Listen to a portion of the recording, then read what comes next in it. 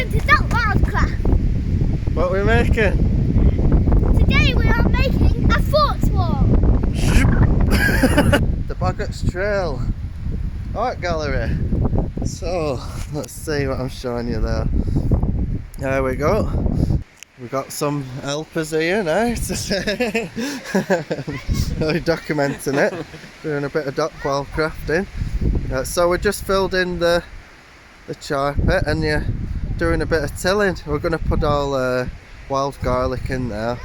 But we've just bumped into a lot of the families today, so I've just been filling them in on the project details and all that, and trying to get people involved. Go to the Boggarts Wildcraft Wood. There's some projects in there that you can help out on. Over the just leave them to it. Done a run. We haven't had a chance to inoculate the biochar, but because that'll take time. You're supposed to leave it for a couple of months for the somewhat fermented and a bit of plant matter, but we just decided to just mix it into the soil, just like that, and then it'll take a little bit longer to inoculate itself. But the charcoal and the wood ash to alkalise the acidic soil is in the ground now. So of what I found with the wild garlic that's come up, we did put it in a circle, and the bulbs have stayed in, so it likes along the side of these logs, and there's a lot of other flora that's coming up, so I might just zip round and show you what's come up. But there's common hogweed, which is edible, primrose seems to be working, foxglove, dock, so they all have the uses. But with this one we're just gonna section it off, and we've got given an allotment to transplant up here, so comfrey is always good to put in. But these are it's going to act as the raised bed stroke hugel culture area. We just need to mulch over these big logs, just in case some bright sparks get some ideas of different ways to use these logs. So yeah, we're going to spend a day, maybe Tuesday or Wednesday, just lugging up loads of bags of wild garlic and fill it in here, just section it off with a little walkway. But anyway, that's all flattened off and turned, so we've got a good mix of different nutrients from the burns, and a bit of plant matter to give it a bit of space, a bit of air for the roots, so it's not so compact and sandy like it is that it gets far down. So we're going to be working on reed seems to be coming up, so this will take over because not a lot of things use it, but we can use that as a craft material,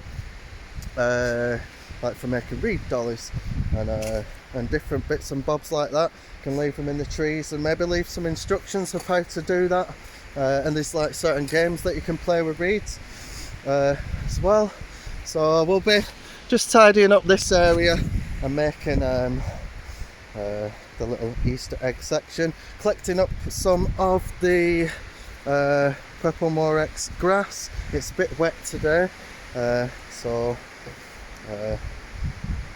there's not as much chance of it drying out as quick, so I might have a little bit of extra time to do that, and just getting the things ready for the scarecrows that we'll be putting up. So I end up staying a little bit longer and just finishing this off, and so there weren't enough logs to enclose it, but it looks like welcome to the Woodsy Art Gallery. So this would be a perfect place for showcasing people's art and stuff. So I'll get a photo of that. So here's the bin. We've had a good tidy up. and just going to do away with this bin now because all it's doing, people well, the bin's there to use, but then it gets filled up and we have to cart it out, so hopefully it'll encourage people to take the rubbish out. We'll put some signs up and we'll have a potter about today and send off the list to the veterans in communities for their sign making.